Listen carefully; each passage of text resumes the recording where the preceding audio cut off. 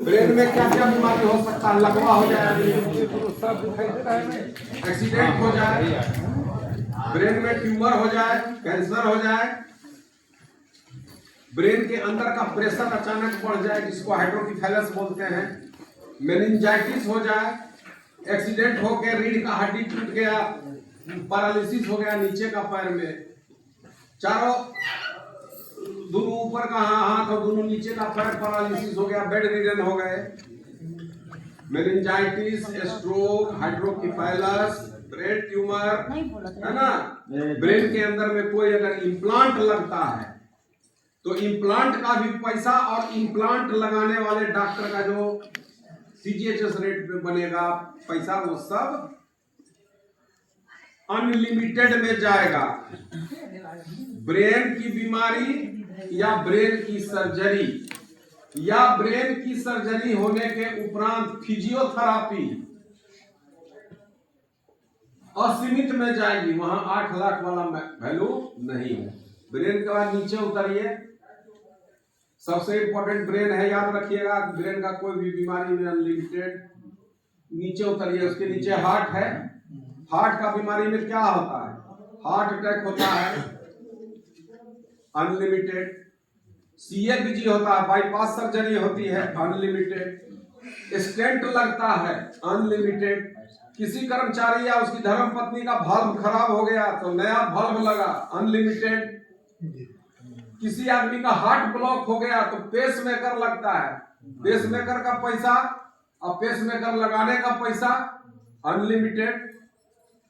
कहने का तात्पर्य यह है कि दिल से संबंधित कोई भी बीमारी या उसकी सर्जरी या उसका वाल्व रिप्लेसमेंट या उसमें स्टेंट लगना सब अनलिमिटेड में जाएगा।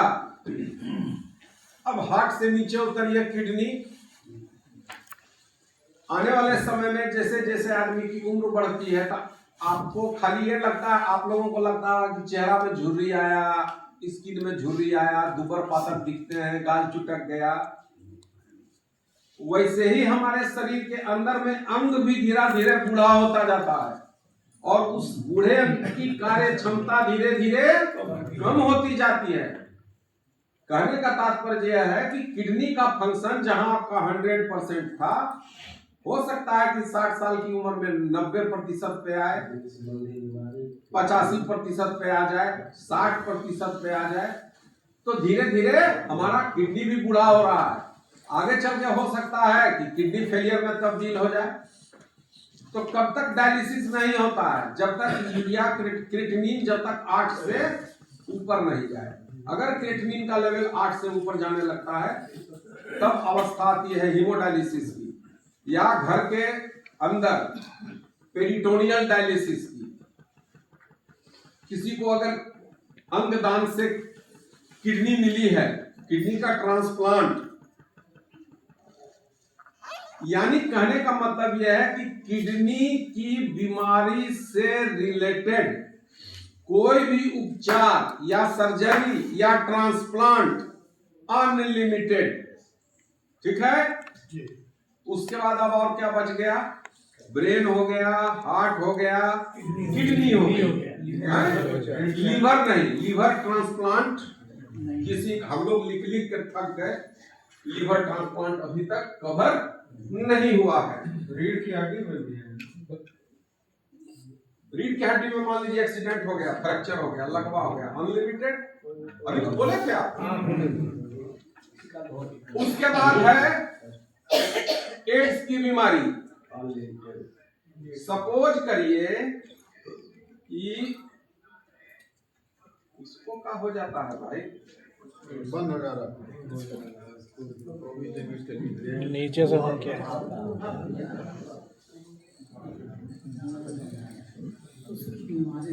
छोड़िए, हम आपको समझाते हैं। हार्ट बता दिए।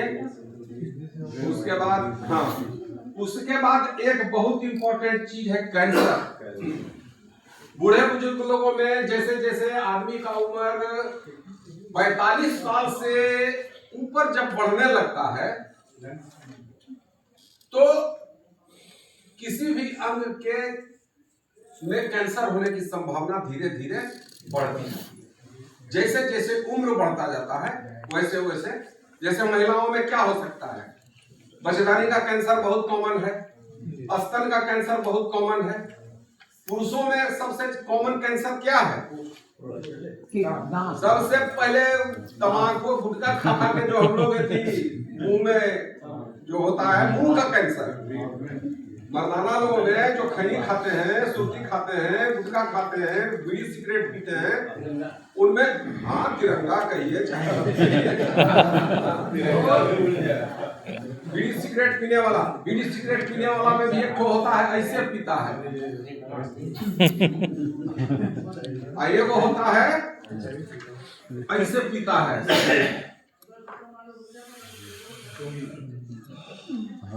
दोनों में अंतर है। जो ऐसे पीता है उसको फेफड़ा कैंसर होने का संभावना कम रहता है, काहे कि पूरा धुआं अंदर नहीं जाता है। लेकिन जो स्मार्ट बनता है कोट टाई पहन के और उसके बाद 4 को 10 आदमी खड़ा है उसके बीच में तो उसमें पूरा धुआं फेफड़े में गया। तो हम आपको खाली दिखाए संभावना किसमें ज्यादा रहती है, लेकिन बीड़ी सिगरेट पीने वाले को लंग कैंसर की संभावना रहती है। तो मेरे कहने का मतलब है कि चाहे ब्रेन का कैंसर हो, चाहे फेफड़े का कैंसर हो, पुरुषों में प्रोस्टेट का कैंसर हो, यूरिनरी ब्लैडर का कैंसर हो, किडनी का कैंसर हो। एक जनरल मैनेजर झिंगुरदा हुआ करते थे, उनको एकदम अंत समय में किडनी का कैंसर हो गया, रीनल सेल कार्सिनोमा, है ना। तो वो बोले कि ना सो हम ऑपरेशन करवाएंगे चेन्नई में जाके। तो वो जाके चेन्नई में ऑपरेशन करवाए थे, तो वहाँ उनका एक किडनी पूरा निकाल दिया गया।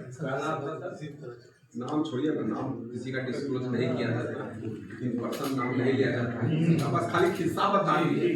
और किस्सा इसलिए भी बता देते हैं कि थोड़ा आप लोगों का मतलब मन लगा हुआ रहे, खाली थ्योरी पकड़ने से ना यही आता है। हाँ, तो इस सब किस्सा सुना देने से और इंटरेस्टिंग हो जाता है। तो उनका किडनी को निकाल दिया गया, नेफ्रेक्टमी किया गया, लेकिन बहुत ज्यादा दिन सर्वाइव नहीं, हमसे काफी अच्छा तालमेल था उनका। तो नेहरू में भी आए थे, सब कागज पत्र देखे थे पूरा। तो कुछ नहीं, हम बोले ठीक है सर इलाज कराइए, इलाज कराने में कोई कोताही मत कीजिए। कैंसर में आ रहा है तो असीमित में है। एक व्यक्ति थे मटेरियल्स मैनेजमेंट, उनको हॉजकिंस लिम्फोमा हो गया, तो रहने वाले थे हैदराबाद सिकंदराबाद। तो हॉजकिंस लिम्फोमा का उनका जो ट्रीटमेंट होता था, करोड़ रुपया से ऊपर उनका हम रिइंबर्समेंट किया। तो मैं ये सब किस्सा आप लोगों को इसलिए सुनाता हूँ कि एग्जाम्पल सेट करके जब आपको बताऊंगा तो आपको भी समझ में आएगा कि भैया कैंसर पर उपचार कराएंगे तो उसका टोटल रिइंबर्समेंट मिलेगा एज पर CGHS रेट। तो वो 8 लाख वाले के लिए डराना नहीं। तो कैंसर हो गया। एड्स बताए, एक्वायर्ड इम्यूनो डिफिशियंसी सिंड्रोम। जवानी में तो एड्स कैसे होता है, वो उसका एक मतलब जो थोड़ा चरित्रवान आदमी नहीं है तो उनको एक एड्स होने का खतरा रहता है। दूसरा एड्स आदमी को कैसे होता है, जिस आदमी को एड्स है उसका दाढ़ी उड़ी रेजर बनाता है, गलती से उसका रेजर लेके या नवा ब्लेड लगा दिया, बिना डिटॉल से साफ किया, नया ब्लेड नहीं इस्तेमाल किया, तो किसी दूसरे आदमी का कांटेक्ट से एड्स हो सकता है। तीसरा, गलत ब्लड ट्रांसफ्यूजन। जिस ब्लड बैंक से आपने ब्लड लाया है वहां पता नहीं उस ब्लड का एड्स वाला टेस्ट किया कि नहीं किया।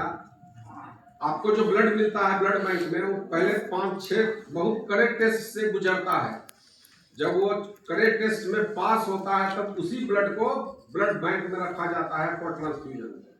लेकिन इस दौरान अगर इस प्रक्रिया में कहीं मान लीजिए कि खराबी हो गई या कोई ह्यूमन एरर हो गया और गलती से गलत मिसमैच ट्रांसफ्यूजन हो गया एड्स वाला, तो एड्स हो सकता है। एक ही इंजेक्शन सिरिंज नीडल से किसी को लगा, और आजकल अब नियम क्या है, अब तो खैर ये नहीं होता है, एक डिस्पोजेबल आ गया है सब प्लास्टिक वाला, और उसके ऊपर से भी सरकार का बहुत कड़ा निगाह है कि वहीं कटर रखिए। जहाँ नर्स लोग सुई देती है, जहाँ नर्सिंग सेक्शन होता है, वहीं पे नीचे में डस्टबिन रहता है और वहीं पे कटर रहता है। नर्स सुई दे के आती है और नीडल वाला एक इलेक्ट्रिक वाला रहता है, वो पूरा हीटेड रहता है। जैसे ही सटाती है नीडल सही से मुंह से गल के गिर गया।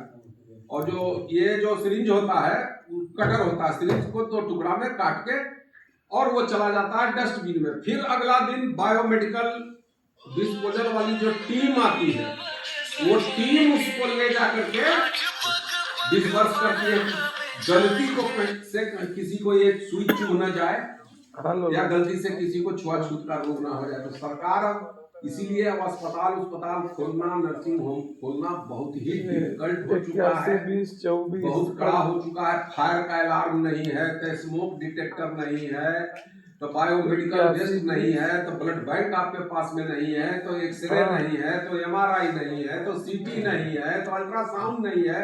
अल्ट्रासाउंड है तो उसका लाइसेंस लीजिए, एमआरआई है तो उसका लाइसेंस।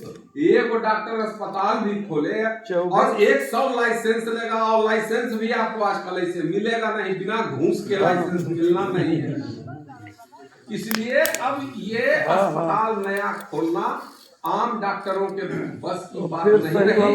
अब सब कारपोरेट वाले खोल रहे हैं, जो बड़े बड़े व्यापारी हैं, मल्टी मिलियनर हैं, वो लोग अस्पताल खोल के डॉक्टर को नौकर में खटा रहे हैं। अब डॉक्टर की नौकरी भी उतनी आनंददायक नहीं रही। दिन रात 36 घंटा खटिए और महीना में सैलरी क्या मिलेगा? 3 लाख। वो में टीडीएस काट लेगा 10%, और बाकी 30% आप बचा क्या? इसलिए बहुत लोग सोचते होंगे कि डॉक्टर बनाएंगे, इंजीनियर बनाएंगे, सब चीज खत्म हो रहा है। ठीक, तो और अगर कोई दिव्यांग बच्चा का कार्ड बना हुआ है तो 2.5 लाख तक उसका जीवन पर्यंत। और यही 5 बीमारी, 6वां बीमारी हम बोलना भूल गए। 6वीं बीमारी है adrenal Addison's disease. Addison's disease रखत है।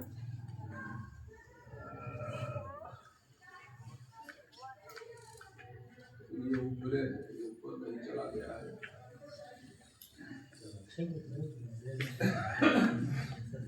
छोड़िए, Addison's disease and adrenal histoplasmosis, ये 2 बीमारी भी ऐसी है कि किसी कर्मचारी या उसकी धर्मपत्नी को अगर खुदा न खासे दुर्भाग्य से लग गई तो वो भी अनलिमिटेड में आता है। Addison's disease and adrenal histoplasmosis. Hindi में बताइए सर। इसका हिंदी हम क्या बोलेंगे? बच्चे का नाम एडिशंस डिजीज है।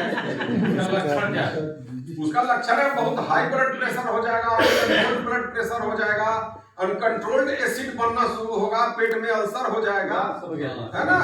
और वो होता कब है? जब ट्यूमर होता है, तब कोई ग्रोथ होगा तब। एक्चुअली एडिसन नाम के साइंटिस्ट ने इस बीमारी को डिस्कवर किया, इसलिए इसका नाम रखा गया Addison's disease. Addison's disease, ADDISSION। तो ये 5 जो बीमारी है वो अनलिमिटेड में चली गई। अब आइए, कुछ लोग पूछते हैं कि पागलपन के उपचार का रिम्बर्समेंट है कि नहीं? एक आध साइकेट्री, जिसको मनोरोग बोलते हैं। यहाँ आप सभी लोगों को बता दें कि मनोरोग की चिकित्सा पर आए हुए खर्च का रिम्बर्समेंट नहीं होता है, ठीक है? और किस चीज का रिम्बर्समेंट नहीं हो? Special nursing. किसी अस्पताल में गए, जो नॉर्मल नर्सिंग सेवा हमको मिल रही है वो तो ठीक है। कुछ लोग स्पेशल नर्स की सुविधा भी प्राइवेट हॉस्पिटल में लेते हैं। स्पेशल नर्स की सुविधा में होता है कि वो नर्से आके बैठ गई, अटेंडेंट 8 घंटा 12 घंटा होता है, जो बहुत मरीज का देख रेख करती है। तो स्पेशल नर्सिंग अगर कोई लेगा, चाहे वो अधिकारी हो चाहे कर्मचारी हो, नहीं रिम्बर्स होगा।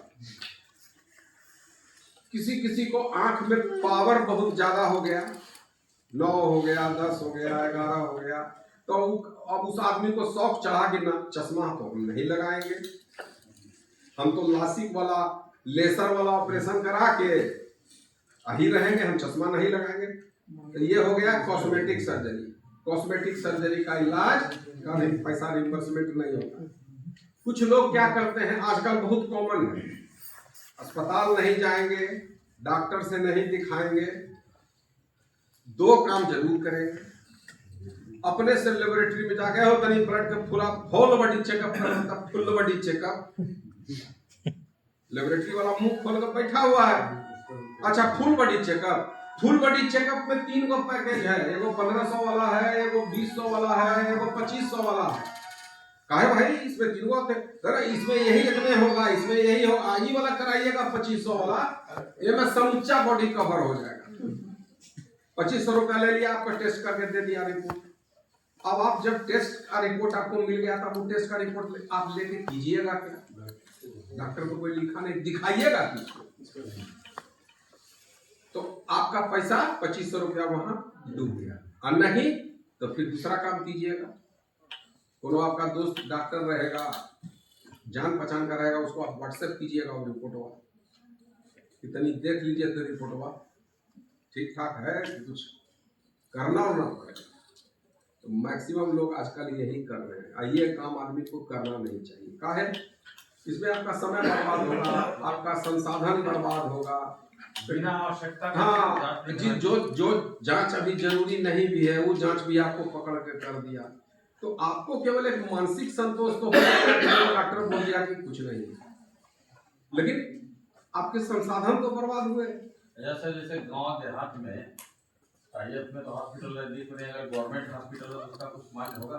हाँ, सरकारी अस्पताल में कहीं भी आप इलाज लीजिएगा, चाहे वो सरकारी ब्लॉक का अस्पताल हो, चाहे वो जिला अस्पताल हो, या सरकार का मेडिकल कॉलेज हो, जैसे IMS BHU, SGPGIMS Lucknow, all India institute Delhi, है ना, ये सब सरकारी हो गया।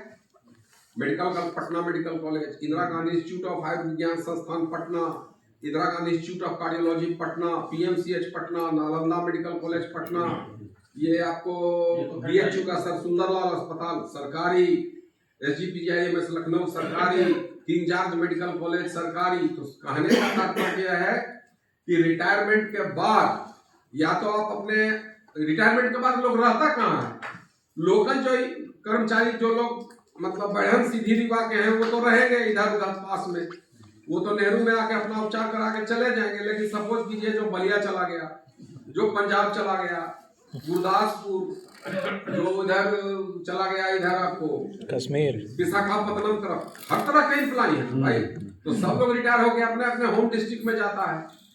तो अब होम डिस्ट्रिक्ट में जाएगा कर्मचारी, तो वहां से नेहरू में इलाज कराने तो नहीं आएगा ना, तो कहाँ इलाज कराएगा? सरकारी अस्पताल। अब सरकारी अस्पताल किस किस तरह का होता है? एगो तो गवर्नमेंट का मेडिकल कॉलेज हो गया, जिला अस्पताल हो गया, ब्लॉक का डॉक्टर हो गया, तो जाइएगा तो ब्लॉके में जाइएगा, जिला चिकित्सालय में ही जाइएगा, या मेडिकल कॉलेज में ही जाइएगा। ये नहीं कि प्राइवेट प्रैक्टिस खोल के डॉक्टर कहीं क्लिनिक बनाए हुए है, वहां जाकर दिखा लिए, 300 रुपया फीस दे के दवा बीरो करवा लिया, तब वो रिम्बर्समेंट क्लेम कीजिएगा, वो नहीं होगा। सरकारी अस्पताल में ही इलाज कराना है, या कोल इंडिया ने जिस प्राइवेट अस्पताल से टाई अप किया हुआ है उस अस्पताल में जाके आपको इलाज करवाना है, रिम्बर्समेंट पाइए।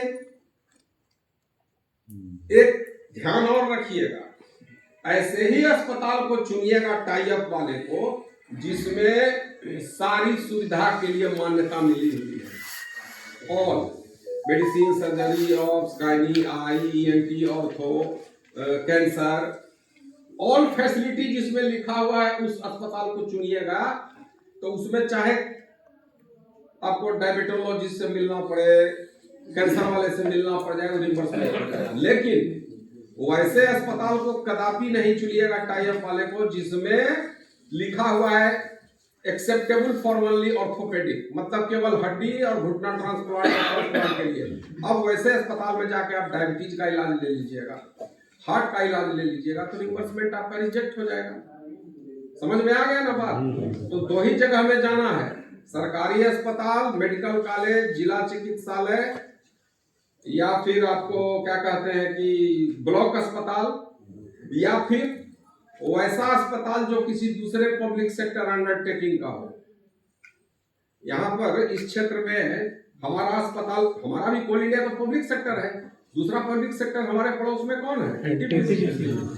तो अगर एनटीपीसी का अस्पताल मिल जाए, ओएनजीसी का अस्पताल मिल जाए, कहने का मतलब कि कोई भी पब्लिक सेक्टर अंडरटेकिंग अस्पताल, कारपोरेशन का हॉस्पिटल, म्यूनिसिपल कॉर्पोरेशन का भी जो अस्पताल होता है वो एक तरह से सरकारी होता है। तो वो सब जगह का इलाज लीजिएगा वहाँ के, तो जब इलाज होगा तो उस पर लिखा रहेगा ना, SGPGIMS लखनऊ, IMS BHU, जिला चिकित्सालय बैढ़न, ट्रॉमा सेंटर बैढ़न, मतलब सरकारी, मध्य प्रदेश सरकार, उत्तर प्रदेश सरकार, बिहार सरकार, दिल्ली सरकार, हरियाणा सरकार, सब लाता है पैड पे, वो आपका रिम्बर्समेंट हो जाएगा। लेकिन प्राइवेट अस्पताल जिससे टाई अप नहीं है, वहां नहीं जाना है, तो पेपर वर्क कैसे करेंगे? आप सुनिए, पहले जरूरी चीज सुन लीजिए। पेपर वर्क तो 2 मिनट में हम रखे हुए हैं, फॉर्म दिखा देंगे आपको। सपोज कीजिए हम ऐसे जगह में जाके बस गए जहां पर कि आसपास, नियर आसपास में कोई इंपैनल्ड हॉस्पिटल, टाई अप वाला हॉस्पिटल नहीं है, कोई बड़ा अस्पताल नहीं है, ब्लॉक का अस्पताल भी है तो 10 कोस दूर पर है।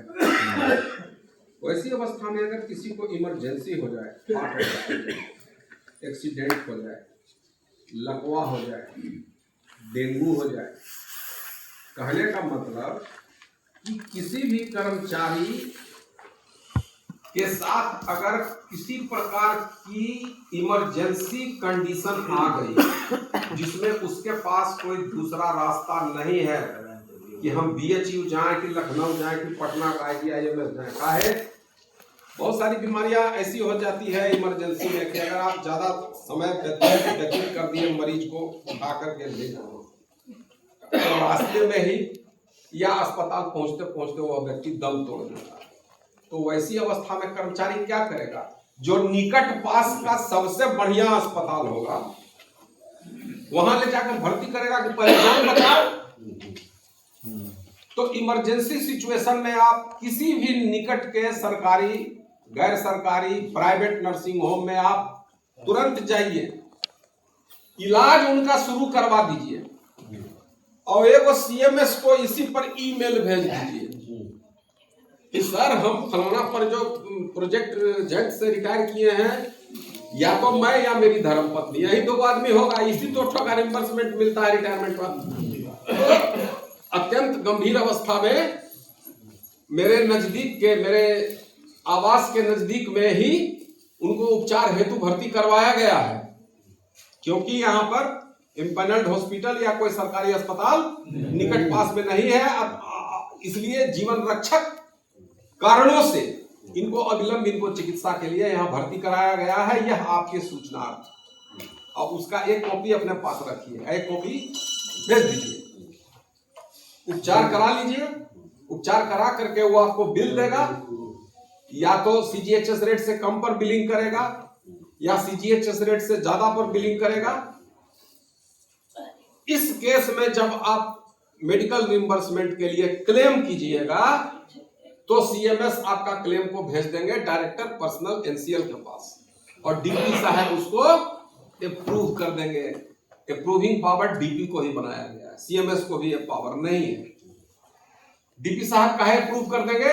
क्योंकि आपने जीवन रक्षक कारणों से इलाज, आप मजबूर थे इलाज करवाने के लिए।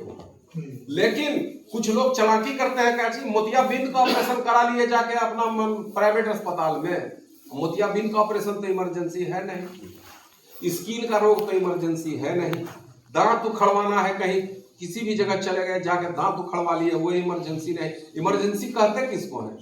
लकवा हो गया, डेंगू हो गया, हार्ट अटैक हो गया, एक्सीडेंट हो गया, यही सब ना इमरजेंसी है जो नेहरू में रोज दिन देखते होइएगा कैजुअलिटी में, या मिश्रा नर्सिंग होम में अभी मैं देख रहा हूँ।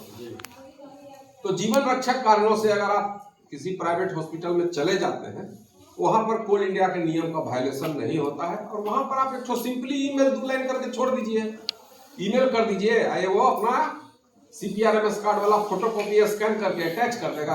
आपको अपने से नहीं करने आता है तो कोनो साइबर के दुकान में चल जाइए, वो कर देगा आपको। खाली आप लिख दीजिए कि भैया CMS NCL का ये एड्रेस है, ईमेल आप तनी भेज देंगे, एकरा अटैच कर दो, वो चला जाएगा, सूचनार्थ हो गया। और कोई भी सीएमएस आपको जीवन रक्षक कंडीशन में उपचार करने से कोई नहीं रोक सकता आपको। लेकिन मोतियाबिंद का ऑपरेशन करा के आप सीएमएस को बोलिएगा कि अरे सारी तो इमरजेंसी में करा लिए मोतियाबिंद, नहीं मानेगा सीएमएस, ना सीएमएस मानेगा ना हम मानेंगे। चश्मा बनवा लिए, पावर टेस्ट करवा लिए जाके प्राइवेट अस्पताल में, सर इमरजेंसी था अपना चश्मा का पावर टेस्ट कराना इमरजेंसी नहीं है सर, खजुहट हो गई थी इमरजेंसी में इलाज भरने खजुहट इमरजेंसी नहीं है। लाख आप दलील देते रह जाइएगा, आपका दलील एक्सेप्ट नहीं होगा। दलील भी वैसा देना चाहिए जो एक्सेप्टेबल। तो अब एक महोदय पूछ रहे थे कि क्लेम कैसे करें। क्लेम से पहले एक और जरूरी चीज सुन लीजिए। ये देखिए लाइफ सर्टिफिकेट है, लाइफ सर्टिफिकेट है। जब आप सेवानिवृत्त हो जाएंगे, सेवानिवृत्ति के बाद प्रत्येक वर्ष नवंबर के महीने में जहां जिस बैंक से पेंशन पा रहे हैं आप, वहां लाइफ सर्टिफिकेट सीएमपीएफ वाला जमा करना होगा। हम यहाँ सीएमपीएफ के आदमी तो है नहीं, हम तो मेडिकल के आदमी हैं। तो सीपीआरएमएस का जो कार्ड बना हुआ है आपकी और आपकी धर्मपत्नी का, उसको नवंबर चाहे दिसंबर में, ज्यादातर दिसंबर में इस लाइफ सर्टिफिकेट को आपको नेहरू में जमा करना होगा। क्यों जमा करना होगा? वो जो सीपीआरएमएस का कार्ड बना है वो तभी रिवैलिडेट हो पाएगा जब आप लाइफ सर्टिफिकेट जमा किए हुए हैं कि एनसीएल को मालूम है कि टाइगर अभी जिंदा है।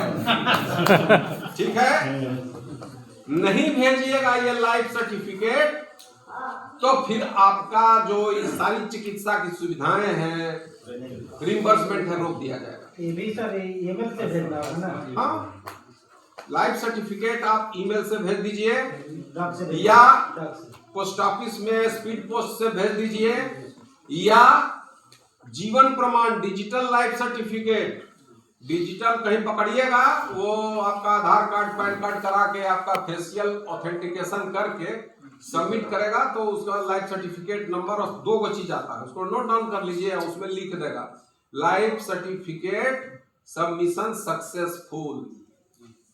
ठीक है ना?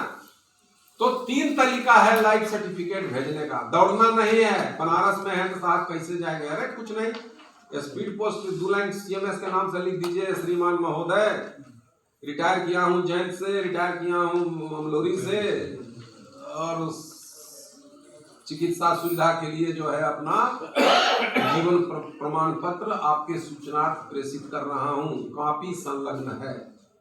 आपका विश्वास भाजन, उसमें सीपीआरएमएस कार्ड का एक फोटोकॉपी सेल्फ अटेस्टेड स्वतः हस्ताक्षरित लगा दीजिए, रिवैलिडेट हो गया, आपका रिम्बर्समेंट, आपकी सुविधाएं जारी रहेंगी। लाइफ सर्टिफिकेट नहीं जमा करिएगा नवंबर के महीना में, बैंक में पेंशन वो रुक जाएगा, है ना? इधर स्टेट बैंक में गए थे तो जो है आधार इस बार अजबे कर दिया है, अगली भी ले रहा था पूरा। पिछली साल तक तो खाली सर्टिफिकेट में दस्तखत उसखत करके और बैंक में देके रिसीव करा के, अब की बार बोला कि नहीं अंगुली लगाइए, तो मेरे मुंह से एकदम धीरे से निकल गया। हम बोले कि आदमी जिंदा साक्षात साबुत खड़ा है सामने में, इससे बड़ा और क्या प्रमाण हो सकता है कि अंगुली लगाइए? मेरा अंगुली नहीं पकड़ेगा। बोला लगाइए ना, लगा के थक गया, 1 गो 2 गो 3 गो 4 गो, कौनो अंगुली का नहीं पकड़ा। अंत में थक हार के क्या बोलता, जाइए ठीक है। हम बोले कि देखिए हम जाएंगे तभी जब आप हमको ये गारंटी दीजिए कि मेरा पेंशन नहीं रुकेगा, पेंशन गड़बड़ाएगा नहीं। तो नहीं पेंशन नहीं रुकेगा। तो बैंक में और नेहरू दोनों दिसंबर है ना, तो नवंबर में जमा किए थे। अगर हम लाइफ सर्टिफिकेट नहीं जमा किए हुए रहते तो 1 दिसंबर को मेरा पेंशन नहीं आया। तो 1 दिसंबर को 12:30-1 बजे अचानक एसएमएस आया, देखे पेंशन क्रेडिटेड। हम बोले चलो सक्सेसफुल। नेहरू में भी सर फिंगरप्रिंट लगा?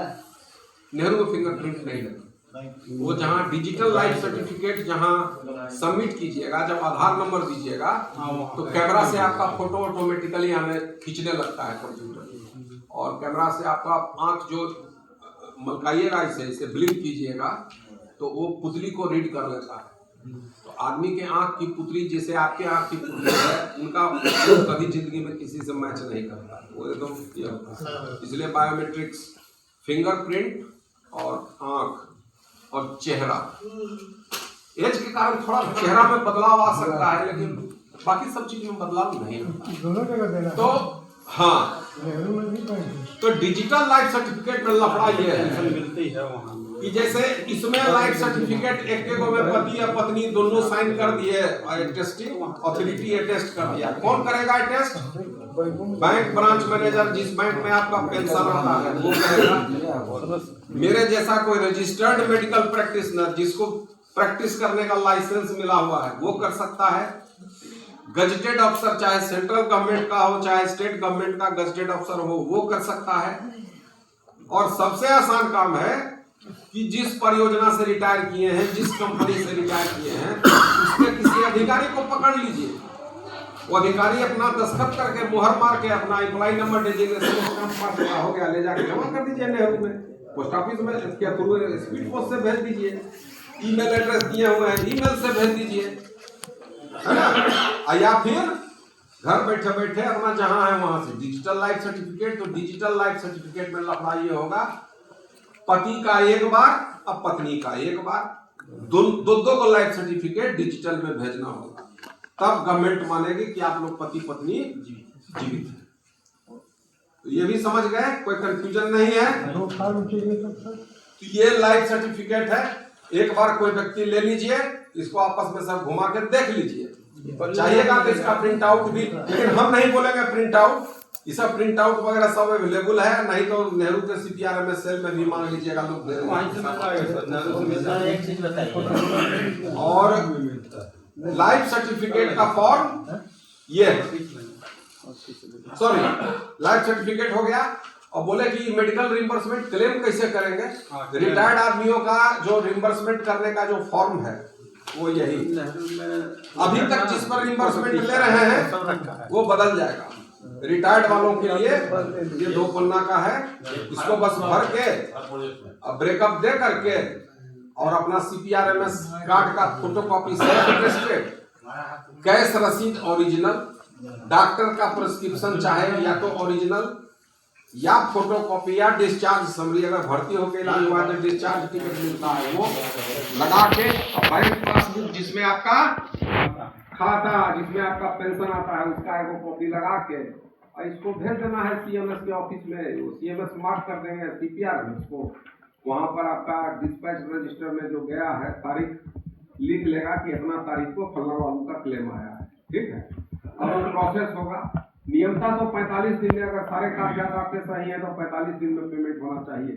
लेकिन सत्य बात यह है, स्टाफ की कमी है, इंटेलिजेंट लोगों की थोड़ी कमी है और स्टाफ की भी कमी है। इतना स्टैग्नेशन है कि 3-3 महीना बैकलॉग चलता है रिम्बर्समेंट में। इसलिए 45 दिन के अंदर अगर रिम्बर्समेंट नहीं आएगा तो घबराइएगा नहीं, पूछताछ करिए कितना देर लगेगा, देखिए पहुंचा है कि नहीं पहुंचा है, पास हुआ है कि नहीं है। तो अगर कर्मचारी अगर मान लीजिए ईमेल पे जवाब दे दिया, टेलीफोन तो खैर उठेबे नहीं करेगा, तो हम भी आपको बता देते हैं, जब हम ही लोग का टेलीफोन नहीं उठाता है तो फिर आप लोगों का टेलीफोन कहाँ से उठाएगा, जबकि हम CPRMS सेल के फाउंडर हम ही थे, सबसे पहला अधिकारी हम ही नियुक्त हुए थे और हम ही उसको स्टार्ट किए। इसलिए वहाँ का सारा स्टाफ जानता है, कुछ लोग इधर उधर अगल बगल गया है, लेकिन मोटा मोटी सब लोग वही है, टेलीफोन नहीं उठाता, चाहे मोबाइल मारिए चाहे लैंडलाइन मारिए, व्हाट्सएप कीजिए, देख लेगा नीला टिक हो गया है, आपको पता चलेगा, आपका जवाब नहीं देगा। बेस्ट उपाय है ईमेल करिए, ईमेल से कीजिए जवाब, सवाल जवाब ईमेल से रिप्लाई मिलेगा। दिव्यांग बच्चे का भी 2.5 लाख तक का उसके जीवन पर्यंत तक रिम्बर्समेंट मिलेगा और साधारण बीमारियों को। लेकिन ये जो 6 बीमारी हम बताए जिसमें असीमित है इसका बेनिफिट उस दिव्यांग बच्चे को भी मिलेगा, चाहे वो बच्चा हो, चाहे वो बच्ची हो, बेटा हो, बेटी हो, एगो हो, दूगो हो, तीनगो हो, चार हो, जिसका दिव्यांग बच्चा है वो है तो एगो का बनवाएगा, दूगो है तो दूगो का बनवाएगा, उसमें कोई सरकारी रोक नहीं है। उसमें खाली आपको दिव्यांगता प्रमाण पत्र डिस्ट्रिक्ट अथॉरिटी से जो जिसमें लिखा रहता है कि डिसेबिलिटी मोर देन 40% से अधिक होना चाहिए। डिसेबिलिटी 40% से अधिक डिसेबिलिटी होने का मतलब है कि वह आदमी स्वतंत्र रूप से अपने तरीके से अपना जीवन यापन नहीं कर सकता है, उसको मेरी आवश्यकता है, उसको असिस्टेंस की आवश्यकता है।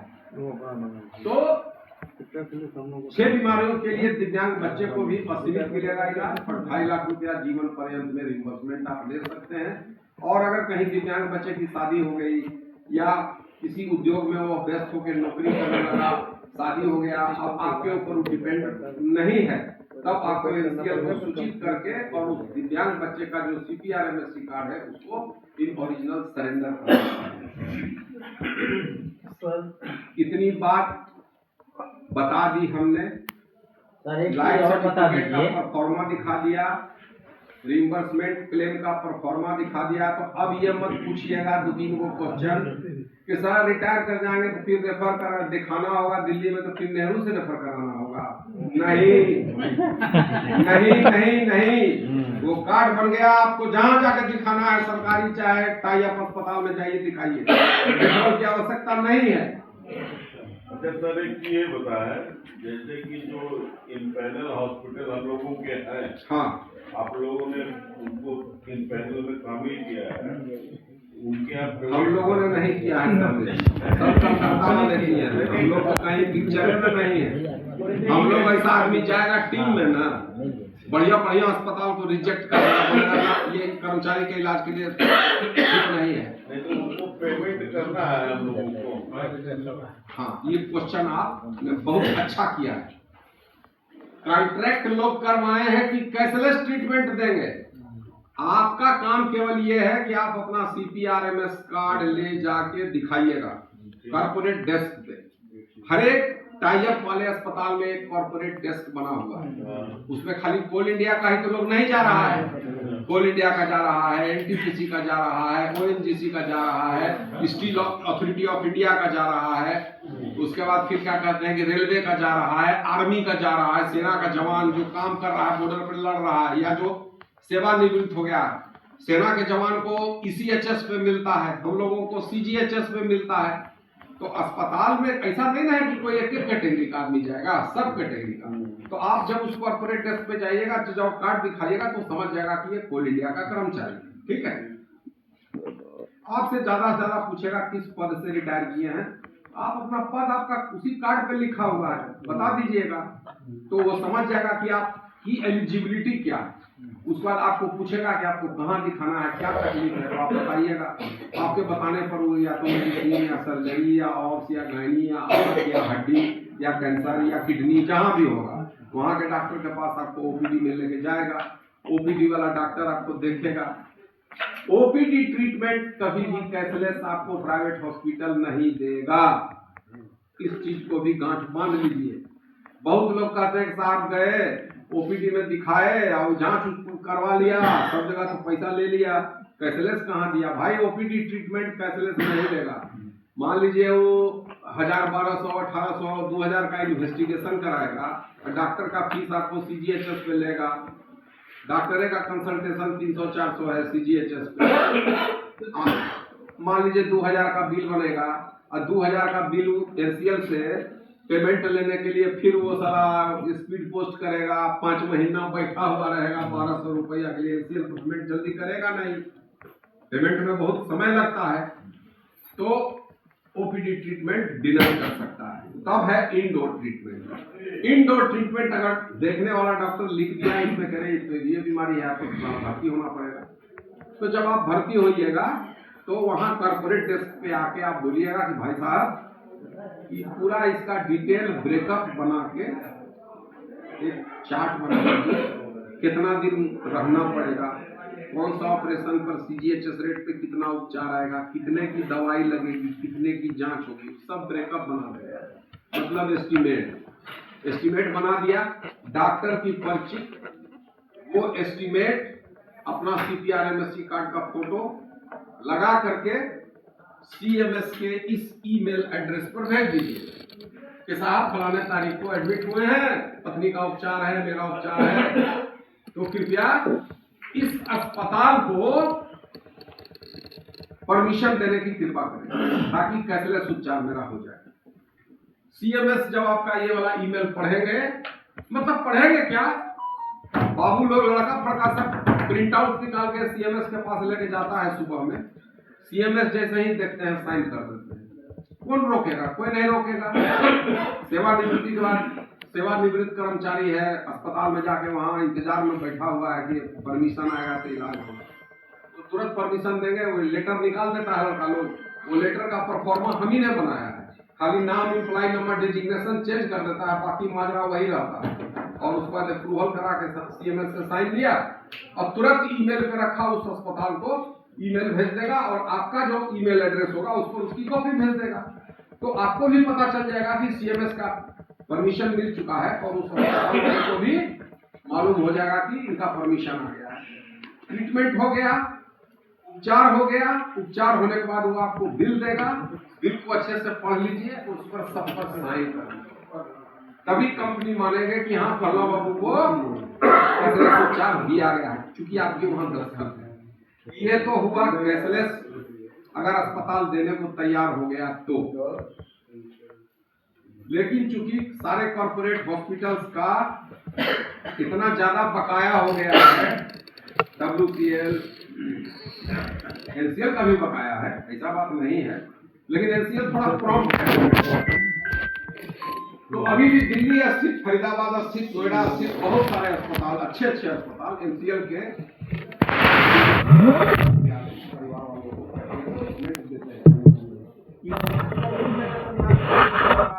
बंगलोर में मणिपाल हुआ, जसोदा अस्पताल सिकंदराबाद हुआ, उसके बाद फिर आपको बताऊं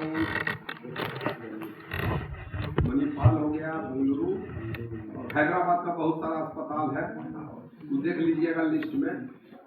आजकल डिनाई करता है कि ठीक है हम आपको CGHS रेट पे इलाज देने के लिए तैयार हैं, आप हमको CGHS रेट पे कैश पेमेंट करके उपचार ले लीजिए और आप अपनी कंपनी से रिइंबर्समेंट क्लेम कर लीजिए।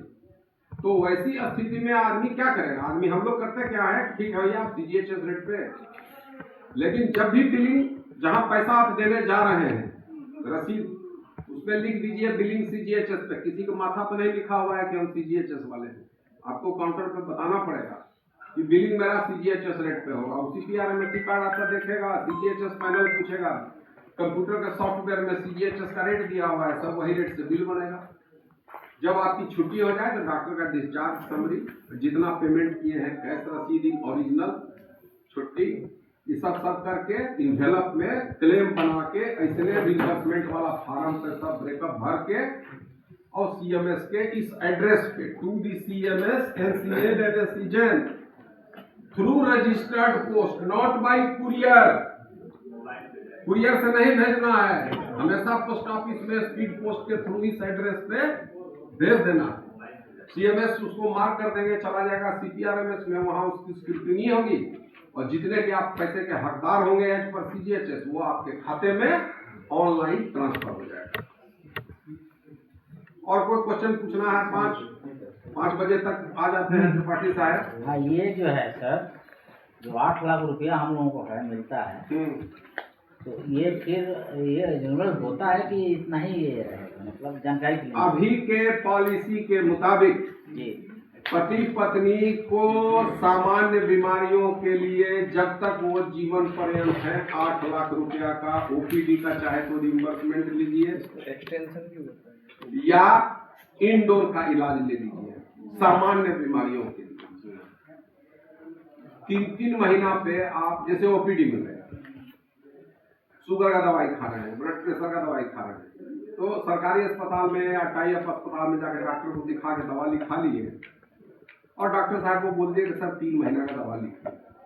3 महीना का दवाई लिखवा लिए और 1-1 महीना का दवाई खरीदिए। एक के साथ 3 महीना का मत खरीदिएगा, 3 महीना का लिखवाइए जरूर और दवाई खरीदिए 1-1 महीना। तीनों का ओरिजिनल रसीद कब तक जमा करना है, भेजना है सीएमएस के ऑफिस में? जनवरी, फरवरी, मार्च, 31 मार्च के बाद अप्रैल, मई, जून में जो भी 30-31 है उसको, जुलाई, अगस्त, सितंबर में, और अक्टूबर, नवंबर, दिसंबर क्वार्टरली आप भेज सकते हैं। ओपीडी ट्रीटमेंट जो लिए हैं उसका क्लेम। किसी एक फाइनेंशियल ईयर में एक आदमी को 25,000 से ऊपर का रिम्बर्समेंट नहीं मिलेगा। 25,000 का चाहिए तो आप ले लीजिए, या फिर 25,000 का आपकी पत्नी ले लें। इंडिविजुअल बेनिफिशियरी को 25,000 तक का reimbursement in a financial year. Financial year क्या होता है? 1 अप्रैल से लेके अगले साल का 31 मार्च। और कुछ क्वेश्चन हो तो पूछिए। जैसे जो दवा अभी हम लोगों की चल रही है रेगुलर, हाँ हार्ट की, जैसे जो दवा अभी कंटिन्यू चल रही है, जी, तो रिटायरमेंट के बाद उसको नेहरू से लिखवाया जा सकता है? नेहरू से लिखवाया जा सकता है, लेकिन जब आप रिम्बर्समेंट क्लेम कीजिएगा तो नहीं मिलेगा। सरकारी अस्पताल देखने से डिनाई नहीं करेगा, रिपीट भी कर देगा सेवानिवृत्ति वाले कार्ड पे। और कहीं भी पॉलिसी में लिखा हुआ नहीं है कि कंपनी के अस्पताल से उपचार करा के आप रिम्बर्समेंट लीजिएगा। या तो आप ट्रॉमा सेंटर बढ़िया में लिखवा लीजिए, या सिंगरौली में ब्लॉक अस्पताल होगा उसके डॉक्टर से लिखवा लीजिए, या जहां आप रिटायरमेंट के बाद जहां सेटल करेंगे वहां का कोई ब्लॉक सरकारी अस्पताल, कोई सरकारी डॉक्टर के अस्पताल में जाके लिखवा के रिम्बर्समेंट ले सकते हैं। उपचार अगर आप नेहरू में जाइएगा तो उपचार तो मिल जाएगा। उपचार में कहीं कोई ये आपको कोई रिफ्यूज नहीं करने वाला है, रिम्बर्समेंट नहीं देगा।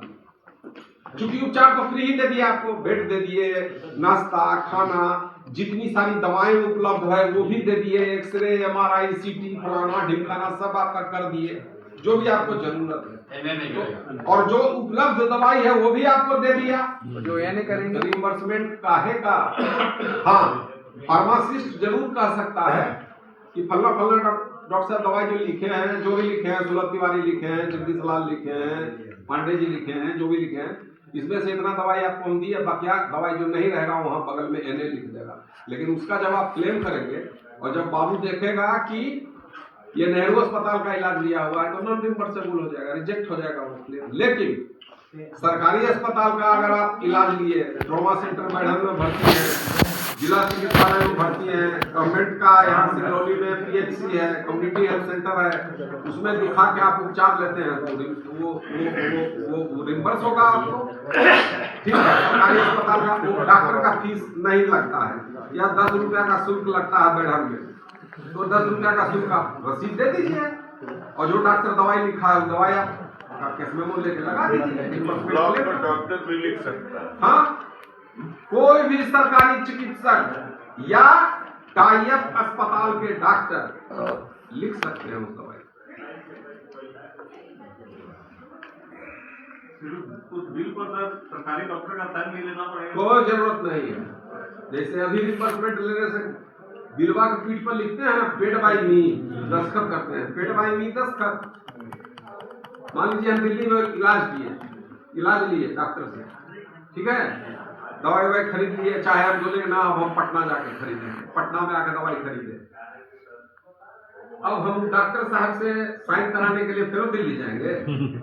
इसको ऐसे समझिए, आप खुद लिखिए पेड बाई मी और आप अपना सिग्नेचर कीजिए।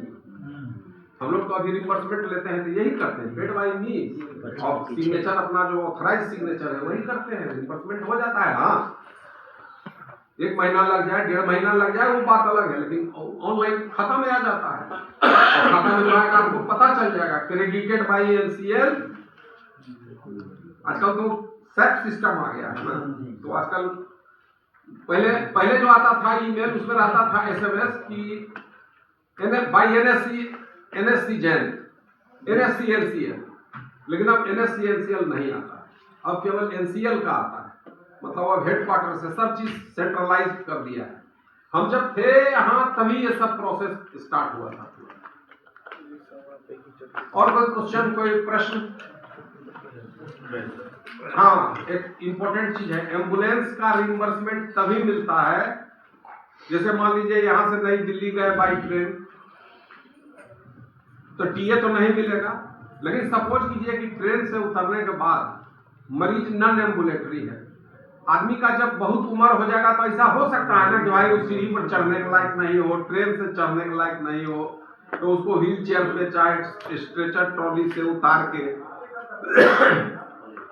जैसे मैक्स अस्पताल हम जाते हैं तो मैक्स वाले को टेलीफोन किए तो वो बोला कि अच्छा रुकिए, नई दिल्ली कहाँ उतरे हैं, तो नया प्लेटफॉर्म में आप फला जगह निकल कर रहिए, हम एम्बुलेंस भेजते हैं, या एशियन फरीदाबाद तो आप फोन कीजिएगा तो एम्बुलेंस भेजेगा। तो नई दिल्ली से एम्स फरीदाबाद अस्पताल जाने का अभी जो पीए का रूल आप पे लागू होता है, जिसके हकदार हैं 6 रुपए 7 रुपए किलोमीटर 8 रुपए, तो जितना किलोमीटर का है एम्बुलेंस का चार्ज रिम्बर्स हो जाएगा। लेकिन कहाँ, जंक्शन से अस्पताल तक का। इसमें ऐसा करिश्मा कोई मत कीजिएगा कि पता चला कि आरा से वो गाड़ी कर ली और चले गए मैक्स अस्पताल। ध्यान रखिएगा, ये सब भी खिलाड़ी वाला लोग काम किए हैं, आपको मालूम है ये सब चीज। आरा से बलिया। हाँ, एक स्टेट से दूसरे स्टेट एम्बुलेंस लेके जा रहे हैं, दैट इज नॉट रिम्बर्सेबल।